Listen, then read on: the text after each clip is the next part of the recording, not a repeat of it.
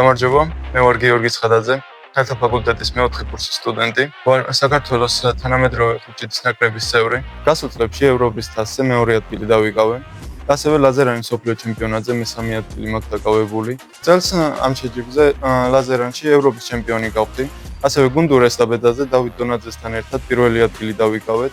ტრიატლონში მეორე ადგილი დავიკავეთ, ასევე ტრიატლონში გუნდურშიც მეორე ადგილი დავიკავეთ.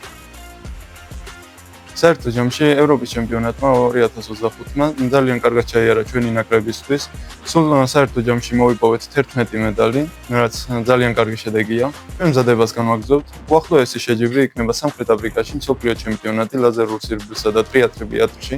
თუმცა უმნიშვნელოვანესი მიზნად მიგვაჩნია 2028 წლის ოლიმპიადა, რისთვისაც ვემზადებით. რაც შეეხება სწავლას, სპორტსმენისთვის ეს ძალიან მნიშვნელოვანია. გასული წლები ჩვენთვის ძალიან გადატვირთული იყო, რადგან დაახლოებით დროის 70%-ს ვარჯიშში ვატარებდით და ფიზიკურად არ გქონდა დრო, მაგრამ მაქსიმალურად ვცდილობდით, რომ შეგვეთოსებინა ეს ორი ერთმანეთისთვის. უნივერსიტეტიც მაქსიმალურად ხელს მიწყობდა ამაში.